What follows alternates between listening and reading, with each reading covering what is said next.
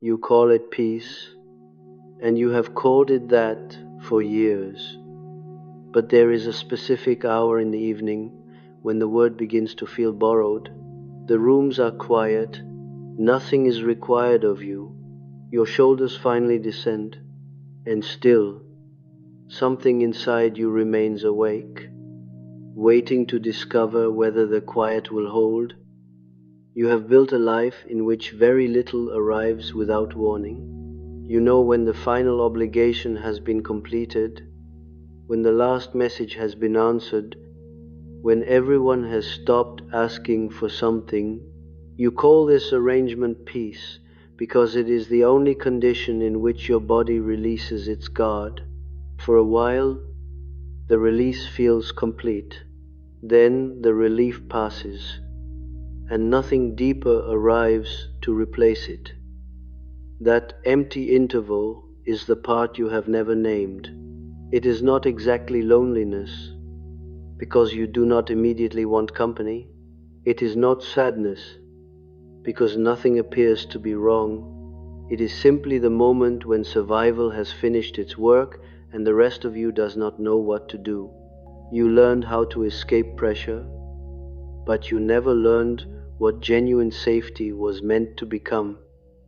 You did not choose solitude in the ordinary way. A person chooses a preference. You arrived there as someone arrives at a room they were slowly pushed toward, then decorated it carefully enough that it began to resemble a decision. You made the room beautiful.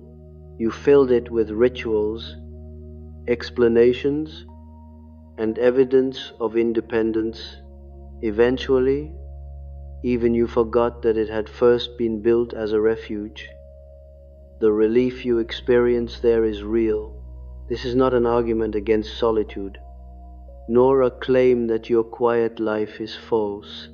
When other people withdraw, something in your chest genuinely opens.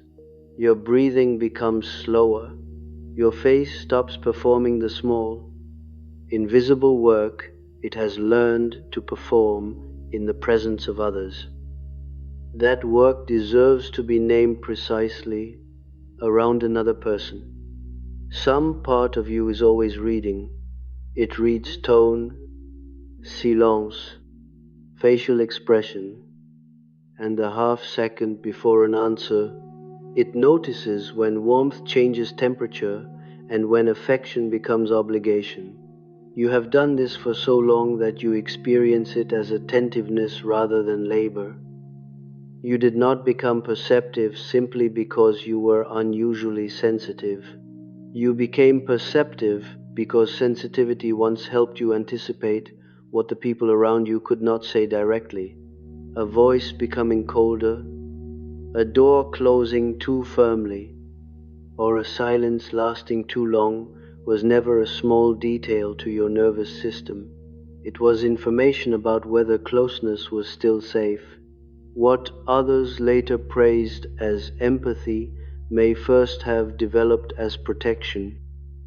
This is one of the hidden origins of the trauma-born empath. You learned to feel the atmosphere before you learned to feel yourself. You sensed what others needed before your own need had fully formed.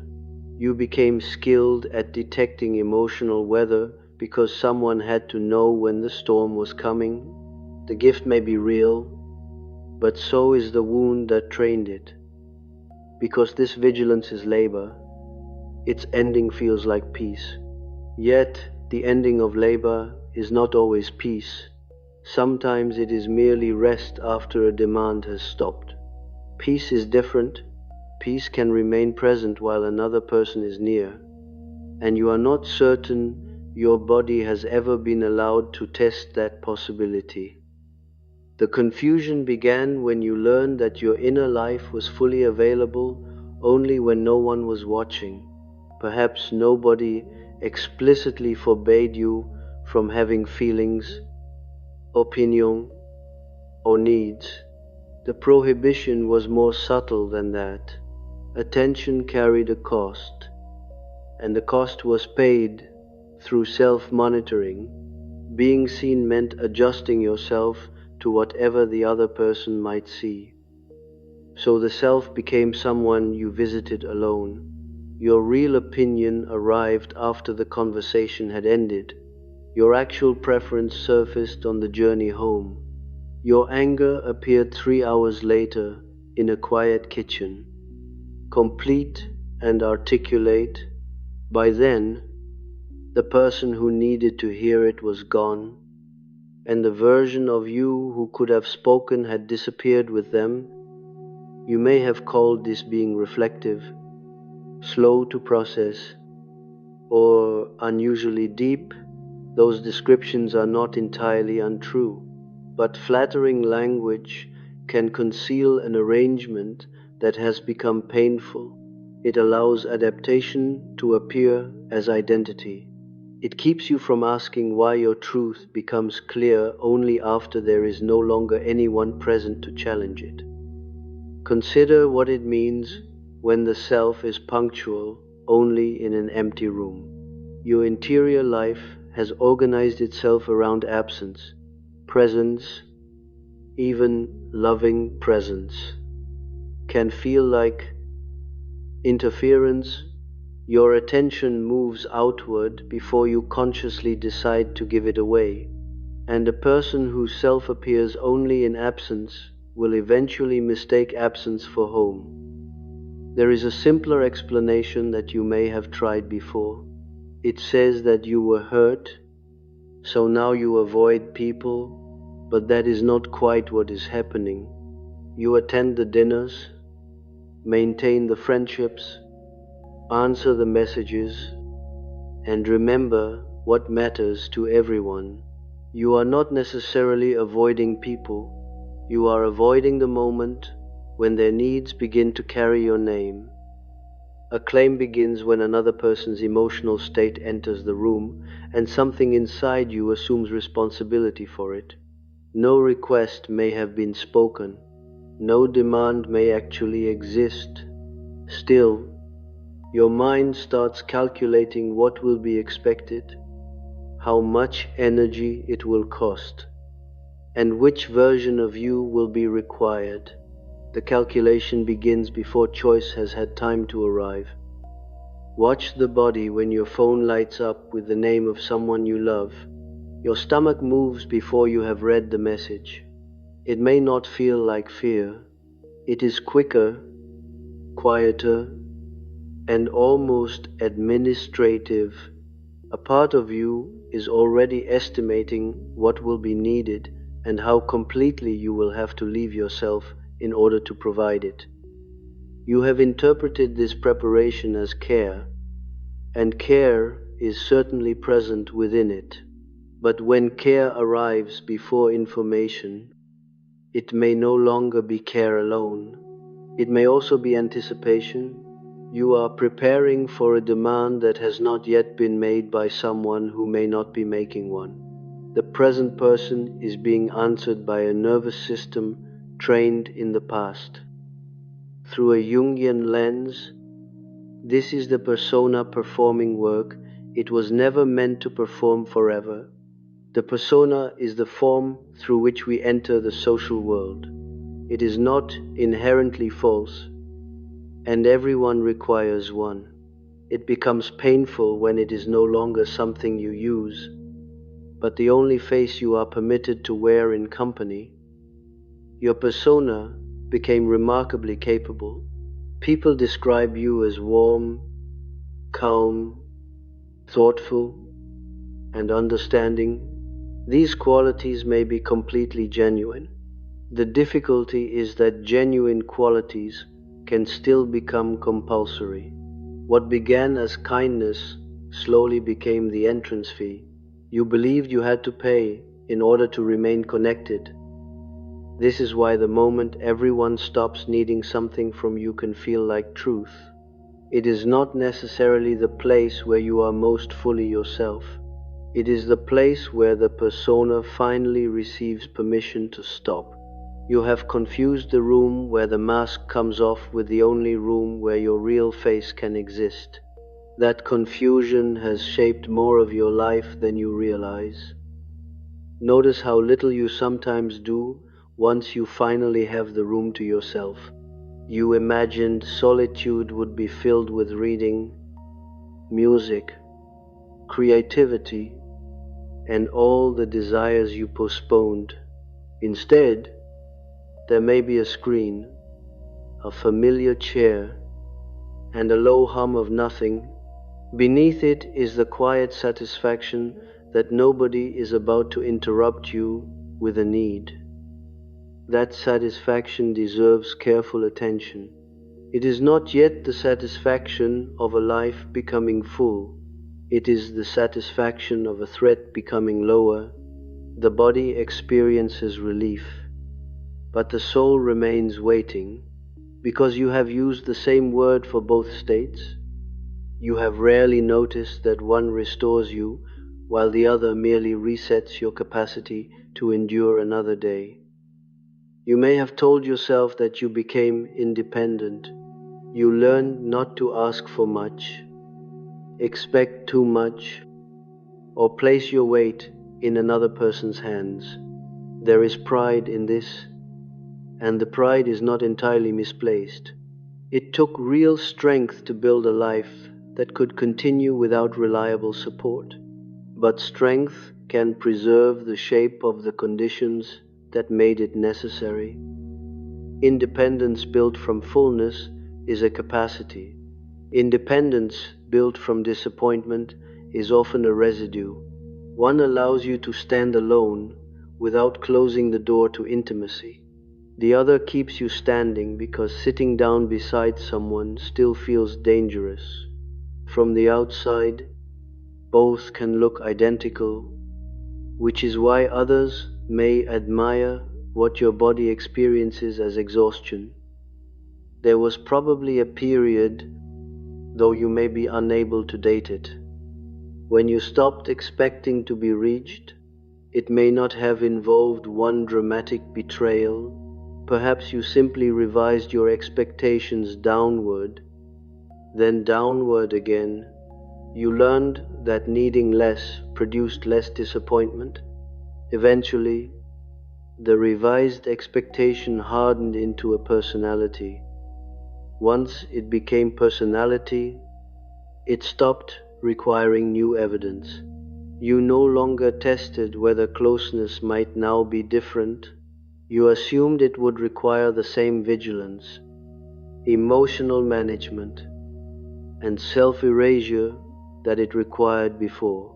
The conclusion felt like self-knowledge, yet it may have been an old prediction that had not been examined for many years. Here is the reversal that changes the meaning of your solitude. You have believed that distance protects you from other people.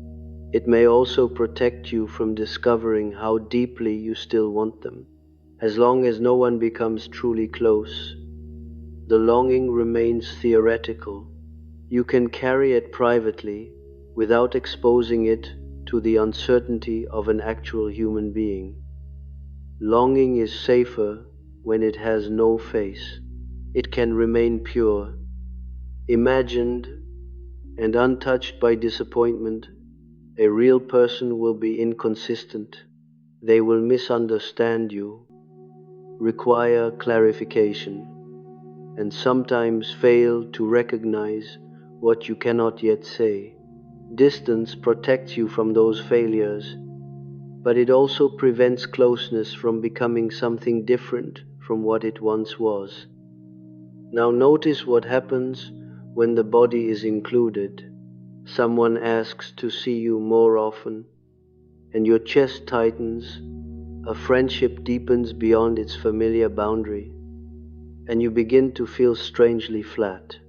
A kind person moves closer, and instead of warmth, you feel the urge to withdraw. This is not necessarily indifference. It may be something older, recognizing a familiar threshold. You are not afraid of being hurt in the ordinary sense. You have already survived hurt. What you have not developed is a tolerance for being wanted continuously, without becoming responsible for the person who wants you. Continuous closeness asks you to remain present without performing. Your body may have no memory of such a relationship being possible. This is where the trauma-born empath becomes trapped between two forms of safety. Distance keeps longing pure, solitude keeps the self available, limited company keeps the appearance of belonging alive. Each part of the arrangement performs exactly the function it was designed to perform. Nothing in the system has to admit what the arrangement costs. But one detail refuses to fit. The peace does not deepen. It has remained at approximately the same depth for years. The quiet works for an evening, then must be created again under the same conditions the following day, whatever this state is. It restores the absence of pressure, but it does not gradually enlarge your capacity to live. Real peace would have begun to deepen. It would not require complete control over who enters, what they feel, and whether they need you. It would become portable. It would follow you into conversation, disagreement, affection, and uncertainty. It would allow another person to remain near without forcing your inner life to disappear. What you found was the absence of a demand you never learned to answer without abandoning yourself. That absence kept you functional, and perhaps it kept you safe. It should not be dismissed or taken away before something more trustworthy has been built. The question now is not whether you need more people. The question is whether your body can remain itself when someone stays. The arrangement did not remain confined to your evenings. That is what happens when a protective structure succeeds. It is quietly promoted from a response into a way of life. It begins choosing on your behalf before you know that a choice has been made. No agreement is signed, yet its terms begin appearing everywhere. Look carefully at the shape of your working life. You may have called it practicality, necessity, or a series of accidents. Yet you often move toward situations where usefulness could be clearly demonstrated and emotional exposure could remain limited. You became dependable through what you produced. Competence allowed you to participate without revealing very much of yourself. This does not mean you always worked alone. You may have spent decades surrounded by colleagues, clients, students, patients, or people who depended on you. The distance was not always physical. It existed in the role itself. As long as you were the capable one, few people questioned what was happening underneath that capability. What appeared to be ambition may also have been an old bargain, wearing professional clothes. Be valuable enough and nobody investigates too closely. Be reliable enough and nobody notices what reliability is protecting. Give people something they can admire and they may never ask what you cannot explain. Achievement became a form of contact with carefully defined borders. The same logic entered your friendships. Although it takes a longer look to recognize it there, you have people in your life, and some may have known you for decades. The affection is real, the loyalty is real. Yet there is a particular rhythm inside these relationships that you may never have considered a form of protection. You go deep quickly and then you space it out. There may be 3 hours of intimate conversation, the kind that leaves both people slightly altered, followed by weeks or months of distance. The closeness was not false. The interval does not cancel it. The interval is what makes the closeness survivable. You are known in fragments by many people and continuously by almost no one. One friend knows your grief, another knows your intellectual life. Someone else knows the part of you that can laugh without restraint. Each person holds something true, but nobody is permitted to hold the sequence long enough to see how all the pieces belong together. A self distributed across several relationships can remain connected without ever becoming fully visible. No single person receives enough continuity to notice when you disappear, to change direction, or begin performing. They know what you have genuinely shared. They do not know what happens between those moments. The spaces between encounters protect the shape you present during them. You would not have described this as strategy. You might have said that you are private, that frequent contact exhausts you, or that you prefer depth to small talk. Each statement may be true, yet truthful descriptions can still serve a protective structure. The structure survives by explaining itself in language you find reasonable. Your romantic history may follow the same architecture, though more pain is attached to it. You have loved people, and the love itself is not in question. What repeats is the moment when love becomes ordinary and continuous. Something changes when the relationship stops being an event and becomes a daily condition. Intimacy becomes harder when there is no interval in which to recover your separate self. A flatness may arrive. Small habits begin irritating you more than they should.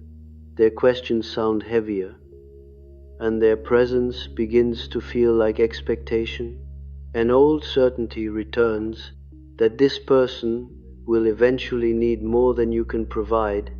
By the time you notice the thought, your body has already begun creating distance. You interpreted this change as information about them. Perhaps they were too needy, too intrusive, or unable to respect your need for space. Sometimes that interpretation was accurate, but when the same reaction appears across different relationships at approximately the same stage, it is rarely only about the people involved. A repeated threshold usually points toward a structure carried from one relationship into the next. The threshold is often reached when your familiar persona can no longer be maintained without interruption. Daily proximity exposes the seams. There is no long interval in which to restore composure and return as the version of yourself you know how to offer. Another person begins witnessing the unfinished moments. Some hidden part of you starts preparing an exit while your conscious mind is still discussing the future. In Jungian terms, this is how a complex begins to organize experience. A complex is an emotionally charged structure that can react before the conscious personality has been consulted. It does not introduce itself as history. It arrives as certainty. Then, the conscious mind is asked to create a convincing explanation for a conclusion already reached elsewhere. Your explanations have usually been excellent. You can describe why each friendship changed and why each relationship could not continue. The reasons are coherent, psychologically informed, and often fair to the other person. That is what makes them difficult to examine. A defense becomes strongest when it speaks in language that is partly true. Watch what the reasoning consistently protects. In every version, the distance became necessary because the situation exceeded your capacity. Their behavior may have contributed, but your fear of sustained visibility rarely enters the account. The story is about incompatibility, timing, or emotional demand. It is almost never about what happens inside you when another person remains long enough to see the unguarded sequence. The arrangement survived because it rewarded you. It allowed you to remain connected without testing your oldest fears. You never had to discover whether someone might find you too much, not enough, contradictory, or simply ordinary. You could be deeply meaningful in selected moments. You did not have to be witnessed across the unremarkable days between them. That protection is not trivial. It preserved something when closeness once required performance. You did not have to let someone watch you become impatient on a Tuesday or quiet for reasons you could not articulate. Nobody had to see you fail to be wise, composed, or interesting. Most importantly, you did not have to need anything without first building a reasonable case for it. Because those experiences were avoided, the fear beneath them retained its original size. A fear that is never tested does not receive new information. It remains as large as it was when it first formed. Years may pass, while the frightened part remains untouched by time. Your adult life changes, but the inner threshold continues to be guarded by an older expectation. The structure provided another kind of safety, and this one is more difficult to admit.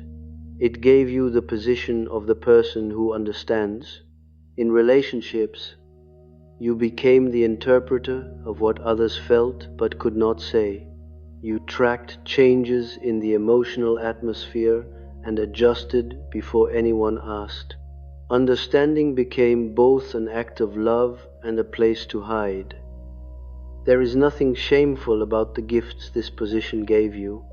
It made you helpful, trusted, and emotionally valuable. It allowed closeness to occur without placing your own interior at the center of attention. While you were reading another person, they were less likely to read you.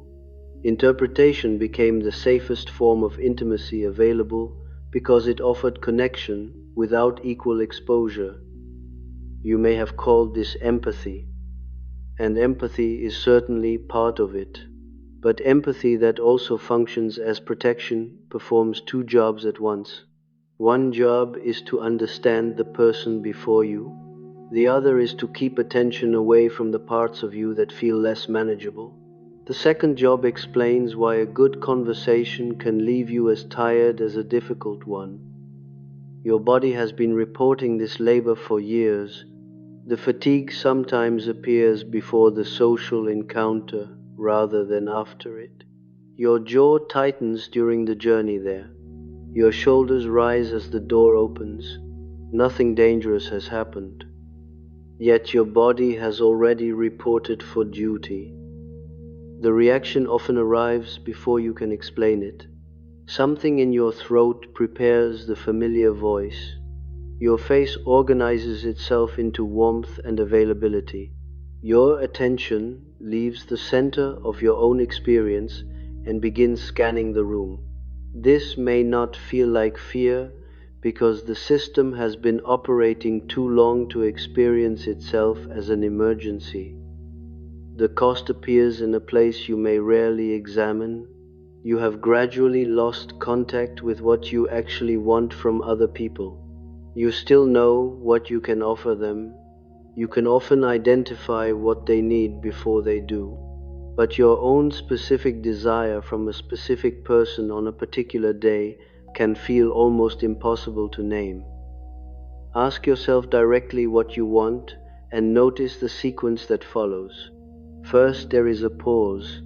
Then, the original desire is translated into something more modest and reasonable. A small embarrassment may appear, as if wanting itself has revealed a weakness. Finally, the desire disappears, and moving on is mistaken for maturity. But this is not always maturity. Sometimes it is a preference that has learned its request will not be delivered, so it has stopped presenting itself. The preference has not died. It has simply moved outside the recognized personality. What cannot be safely wanted consciously begins living elsewhere in the psyche. Jungian psychology might place this within the unlived life. The unlived life is not only the dramatic career abandoned or the great adventure never attempted. It also consists of smaller desires retired before they could become visible. It is the wish to be called without being needed. It is the longing to rest beside someone without monitoring what your rest is costing them. The unlived does not disappear merely because it has become difficult to name. It changes form.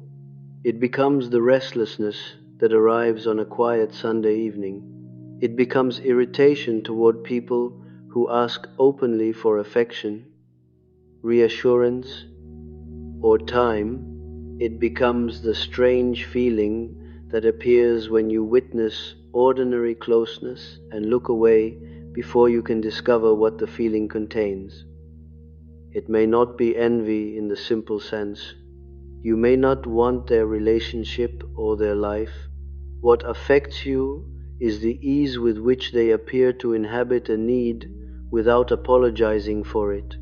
They expect to be remembered across days rather than only during meaningful encounters.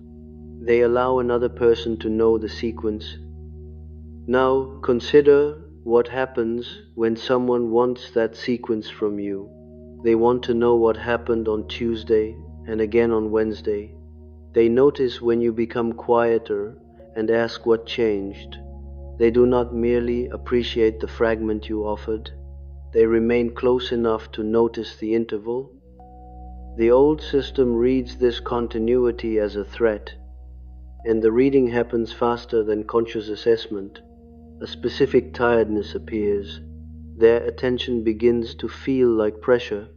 You start needing distance without knowing exactly what the distance is meant to solve. Somewhere below conscious thought, the familiar exit is already being prepared. You may never have caught the exit being constructed, but you have seen what it leaves behind. A friendship thinned after the other person began calling every week. A relationship ended for reasons that were all partly true. A colleague offered greater closeness and was slowly, kindly moved toward the edge of your life. Each event appeared to be a separate decision, placed in sequence.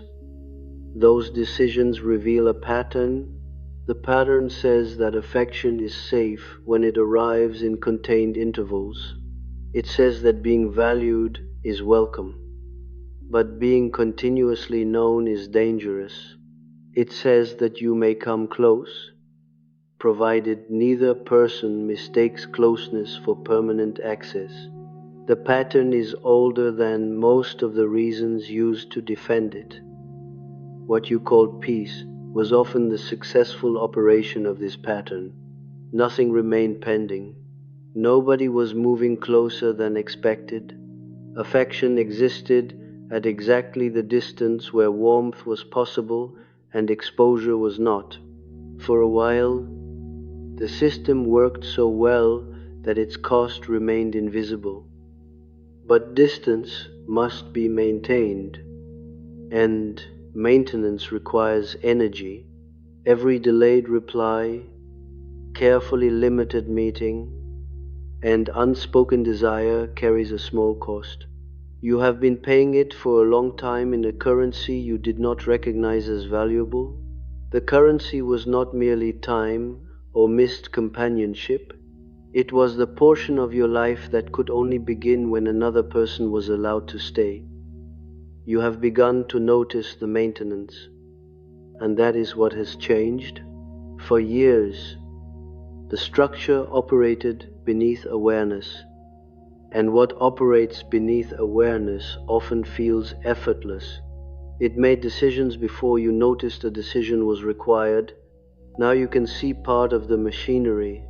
Continuing to run it while watching it operate has become exhausting. There is a particular fatigue in this stage. It is not the familiar tiredness that follows time with other people. It is slower and more difficult to explain. It is the weariness of someone who has begun to suspect that the evening has been the same evening for many years. The furniture may have changed, but the emotional architecture has not. You still experience relief when the door closes and the final message has been answered. Your shoulders descend as they always have, but on certain nights, another feeling arrives behind the relief. A quiet question asks what you were actually rescued from. The friend was kind, the conversation was pleasant, and nothing happened that required escape. The question does not disappear when you refuse to answer it. It remains while you make tea, watch the screen, or prepare for sleep. The familiar quiet settles over the room, but it no longer covers everything beneath it. Something remains unfinished. The old peace cannot seal the evening as completely as it once did. Another change may be more difficult to admit. You have begun resenting people for accepting the distance you created. The friend no longer calls as often. Your family respects the privacy you taught them to respect. Someone heard your refusal and, believing you, decided not to ask again. Feel the shape of that resentment carefully. Part of you is angry that they took your boundaries seriously. You built the distance, maintained it, and restored it whenever closeness began to increase. They responded to the information you gave them, yet something inside you experiences their respectful withdrawal as proof that you did not matter enough. There was a hidden hope inside the boundary. You wanted someone to recognize that your retreat was not the whole truth. You did not necessarily want them to force their way through or ignore your refusal. You wanted them to remain warmly available without demanding that you open immediately. You wanted care to survive the distance without turning the distance into punishment. But people cannot reliably understand what has never been communicated. Healthy people often believe the boundary they are given. They may offer space because they care, not because they have forgotten. Your silence asked them to step back. The wounded part of you hoped they would somehow know that stepping back was not the only thing you wanted. This is a difficult recognition because the protective arrangement succeeded, the distance held, the pressure remained low. Most people stopped approaching the places you had made inaccessible. The silence surrounding you now may be the same silence the system spent years constructing. Here is the reversal, and it requires compassion as much as honesty. You may have understood yourself primarily as the person who was left, overlooked, or never fully reached. That experience was real, particularly in the relationships that first shaped you. But an old wound can later become a method. The person once left behind may eventually begin leaving before anyone else receives the opportunity. There may have been a quiet test inside many of your relationships. It was not conscious, calculated, or cruel. You created a threshold that required others to interpret silence, tolerate long absences, and continue offering closeness without receiving reassurance. When they eventually stopped, their withdrawal appeared to confirm what you already feared. People could not be relied upon to remain. The test protected you from something specific. While they were proving their unreliability, you did not have to discover whether you could sustain your own side of closeness. You did not have to be inconsistent in full view. You did not have to disappoint someone who still remained. you could avoid learning whether ordinary human imperfection would actually cause connection to end. Sometimes the withdrawal came before the disappointment. This is the sequence that may have remained hidden. You pulled back, the other person adjusted to your absence, and their adjustment felt like abandonment. The pain was genuine even when the sequence was misunderstood. Each repetition strengthened the belief that distance had been necessary from the beginning. In Jungian terms, a complex can organize experience around its original expectation. It does not merely wait for the feared outcome to happen. It influences attention, interpretation, and behavior until the old conclusion becomes more likely. Then the conscious personality receives the result as fresh evidence. The pattern appears to prove itself without revealing how it helped create the conditions of proof. Your intelligence may have served this pattern extremely well. Every reason you gave for retreating contained something accurate. The explanations were defensible and rarely dishonest. But a reason can be true without being the whole cause. Often, the reasoning arrived after an older part of you had already decided that greater distance was required. Now consider the empathy and understanding you offered other people. Much of it was love. Much of it came from genuine sensitivity and a sincere desire to reduce suffering. But some of it may also have functioned as management. If others felt sufficiently understood, perhaps they would ask less about the parts of you that could not yet tolerate examination. A person who feels deeply understood may ask fewer questions. Someone whose pain has been carefully interpreted may not notice that your pain remains outside the conversation. Your empathy created real connection. It also allowed the connection to remain organized around what you could provide. You could be emotionally intimate while keeping your own unformed needs beyond reach. This does not make your care false or manipulative. Set that accusation down before it becomes another reason to hide. A survival strategy can contain authentic love and still perform a protective function. Both truths can exist together. The purpose of recognizing the defense is not to turn tenderness into evidence against yourself. What matters is that the arrangement worked, and what worked may have separated you from something you wanted more than the safety it purchased. This is the grief beginning to emerge behind the relief. It is not necessarily grief for one particular person. It is grief for a form of life that remained untested. It is grief for the years in which protection became indistinguishable from identity. You may remember conversations you ended before they became vulnerable. You may think of friendships allowed to thin without a final disagreement. There may have been relationships that could not have lasted, but perhaps some could have survived imperfection. The grief does not require you to rewrite every ending as a mistake.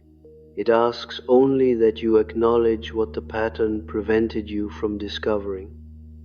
This grief may appear in the body before it becomes a complete thought. It can arrive as heaviness during an otherwise quiet afternoon. It can appear in the breath that catches when you witness ordinary tenderness between two people. Nothing dramatic is occurring, yet the scene affects you. It represents continuity, the very thing your protective life rarely permitted you to test. Perhaps you see an elderly couple disagreeing over something unimportant in a shop. They are impatient, familiar, and still standing beside one another. The scene is not romantic in the usual sense. What unsettles you is that neither person has to be perfect for the relationship to continue. Their ordinariness reveals a possibility. Your body was never taught to trust. You may look away quickly. You have spent years looking away from such moments without knowing why. Now the reason is becoming more visible. The scene touches the unlived life directly. Understanding this does not immediately make the feeling easier, but it makes the old avoidance harder to perform unconsciously. This is the difficulty of your present position. You cannot fully return to the old peace because you have seen what helped produce it. Naming a structure changes your relationship to it. The pattern may continue, but it can no longer present itself as simple preference. Awareness has removed some of its authority, yet nothing complete is waiting to replace it. The habits may be decades deep. People who once approached you more often have learned to respect the distance. New closeness would require precisely the exposure your system has spent years preventing. This is why recognition can initially feel less like freedom and more like losing the only shelter you knew. You are standing between two ways of living. The old arrangement still functions, but it no longer feels innocent. A new arrangement has not yet acquired form. The evenings continue, and relief still arrives when the world becomes quiet. It simply no longer means what it once meant. Do not rush to escape this in-between state. You may feel tempted to call several people, explain everything, and manufacture closeness through a sudden act of will. That urgency belongs to the same controlling structure, only operating in reverse. It still wants to determine the result before allowing the feeling to exist. Forced intimacy would become another performance. The more honest movement is smaller. Let another person's request reach you before calculating its total future cost. Allow a message to be only a message rather than evidence of an approaching obligation. Notice the difference between what is being asked now and what your history predicts will eventually be demanded. A small pause can interrupt a very old conclusion. Then try allowing one genuine preference to exist outside your own mind. Tell one trusted person what you would actually enjoy, miss, or need. Do not translate it into something more convenient before speaking. Do not surround it with enough explanation to make refusal impossible. Let the desire appear in its ordinary and imperfect form. This single act does not heal the entire structure. It does something more modest and perhaps more important. It gives your longing a witness. For years, wanting existed only in the private room where it could be edited, withdrawn, or made more reasonable. Once spoken, it becomes part of a relationship rather than merely part of an interior life. The seconds after speaking may feel longer than expected. Your body may prepare for embarrassment, obligation, or rejection. Stay long enough to discover what actually happens. The response may be imperfect. What matters first is that the present receives an opportunity to provide information the past could never provide. You do not have to feel ready. Readiness may become another condition that delays every beginning. You can recognize that the protective structure is present without demanding that it disappear. Awareness has already interrupted its invisibility. What was once automatic can now become a choice. Even if the first choices are very small, tonight the quiet will still arrive. Your shoulders may descend when the last obligation has ended. Then the familiar gap will open after the relief. The few seconds that once had no name, you will know that what waits there is not simply loneliness. It is the part of you that still wants closeness without having to disappear inside it. People who have known you for a long time may feel the change before you explain it. Familiar relationships develop rhythms, and even a small interruption can register as something unusual. They may not know what has changed. They will simply sense that the old exchange no longer moves as smoothly. At first, they may search for a cause outside the relationship. Someone may tell you that you have been distant lately. The observation will sound strange because distance has existed within the relationship for years. What they are noticing is not necessarily greater distance. They are noticing that the distance has stopped being effortless. You are no longer maintaining it with the same invisible precision. Others may say that you have changed. Some will say it with warmth because they can sense that something more honest is emerging. A few may say it with discomfort. That discomfort often appears where the old rhythm provided an unnoticed benefit. A change in you reveals work that nobody previously realized you were performing. This does not automatically make them cruel or selfish. People adapt to the version of us that repeatedly appears before them. You were the person who required little maintenance.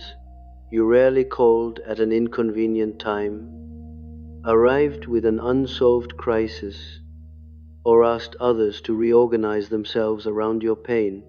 Being close to you may have felt unusually easy. That ease was restful for them. It was restful in a way they never needed to acknowledge because you carried the hidden cost. You anticipated tension and softened it before it became visible. You adjusted your needs before anyone had to respond to them. Now, the hidden labor is becoming less automatic, and the relationship can feel different before anyone understands why.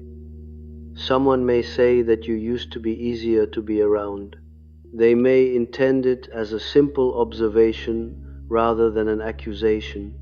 Hear the deeper meaning without turning it into a weapon. You were easier because you often completed more than your share of the emotional work. The ease was real, but it was not free. Another person may say that you never needed anything before. Notice how those words land in your chest. The old impulse will be to reassure them immediately. Reduce the request and return to the familiar version of yourself. You may want to say that it is nothing before they have even responded. That impulse may remain for a long time, but it no longer has to make every decision.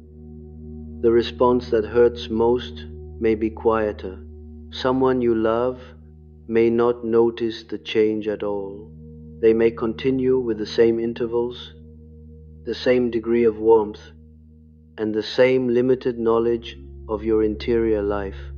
You may discover that they were content with the fragment they had received.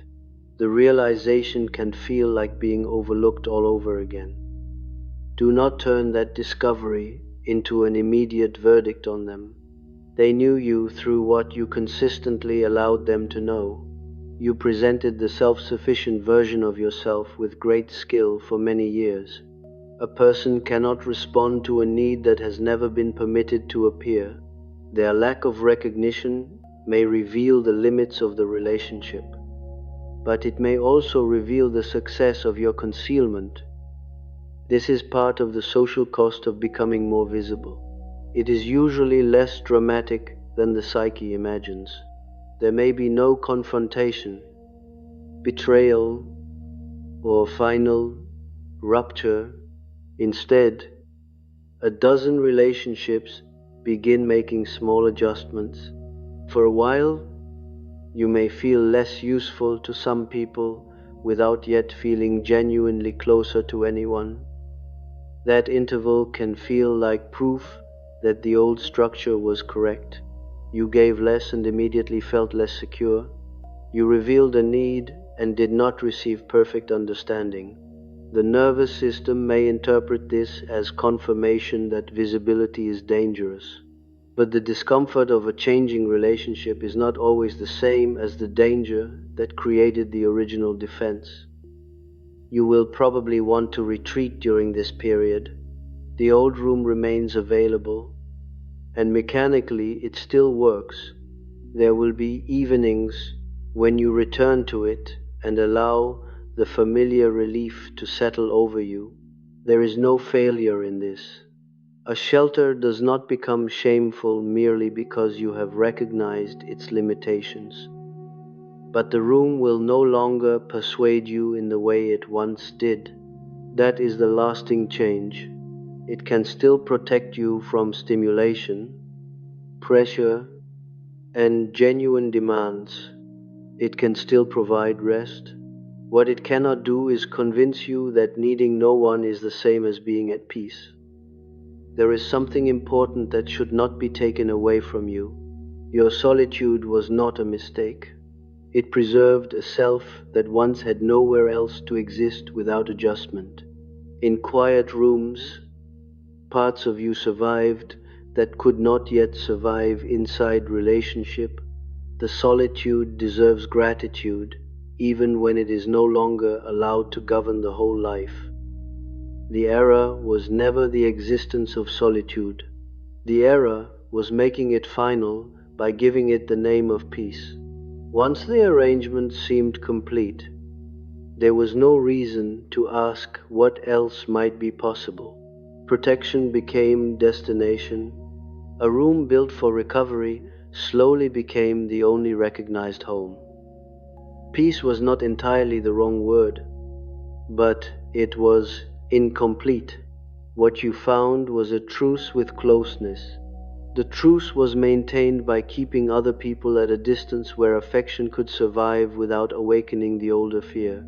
It reduced conflict and preserved the self, but a truce is not the same as discovering that connection can occur without surrender. The distinction matters because healing does not require you to become endlessly social. It does not require constant availability, a crowded calendar, or the abandonment of privacy. The goal is not to transform a solitary person into someone who never closes the door. The goal is freedom. You can close the door because you choose quiet, not because yourself can exist nowhere else. This is close to what individuation asks of a person. It does not demand the destruction of the persona, the defense, or the solitary life. It asks that no single adaptation be mistaken for the whole personality. The self must become larger than the strategy that once protected it. Solitude and relationship can then become choices rather than opposing prisons. No honest voice can promise that every relationship will survive this change.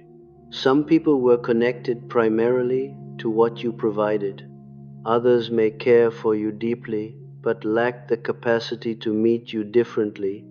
A few may welcome the more visible version of you with unexpected tenderness. The purpose of speaking is not to guarantee the response, but to stop disappearing before a response becomes possible. What changes may be smaller than the transformation people like to describe. You begin noticing the moment an exit is being constructed. Sometimes you still use it.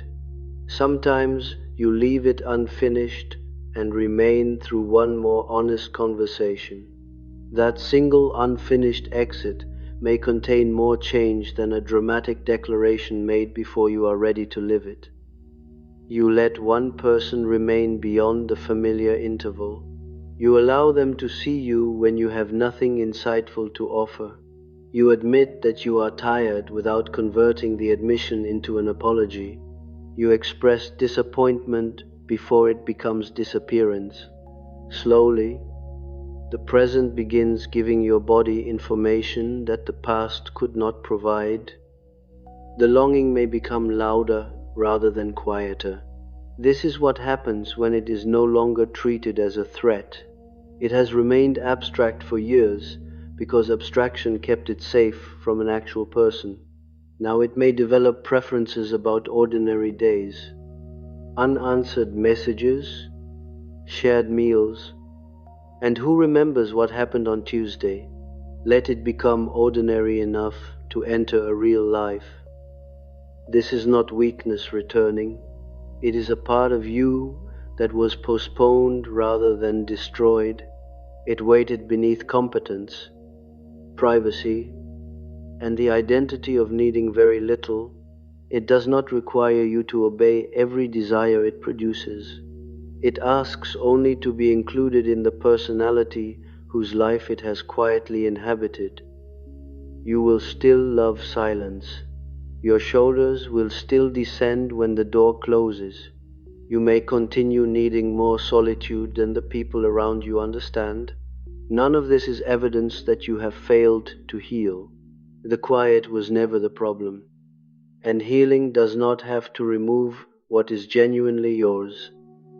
The difference is that quiet can become a room you enter and leave. It no longer has to be the only place where your interior life is available. You can carry more of yourself into the presence of another person. Some days this will feel like freedom. On other days, it will feel like losing the identity that kept you safe. Allow both feelings. A defense can be outgrown and still deserve grief. You are not only releasing isolation, you are releasing the certainty, control, and familiar innocence that isolation provided. The new life will be less predictable because another person is no longer kept outside the frame. This is the distinction you were never taught. Peace is not the moment nobody can reach you. Peace is the ability to remain present without immediately abandoning yourself when someone does. Solitude can belong within that peace, but it does not have to create it alone. Closeness can disturb the surface without threatening the existence beneath it. Tonight, the room may look exactly as it did before. The last message will be answered. The noise will recede, and your body will begin its familiar descent. Yet the silence will no longer be empty in the old way. It will contain the knowledge that you can want quiet and still want someone. Neither desire has to erase the other. The truth protected you when closeness still resembled a battlefield. Honor what it preserved. Then look carefully at the life standing before you now. The old guards may still be watching the door, but the danger they expect may no longer occupy the room, and peace can finally begin when you no longer have to disappear in order to feel safe.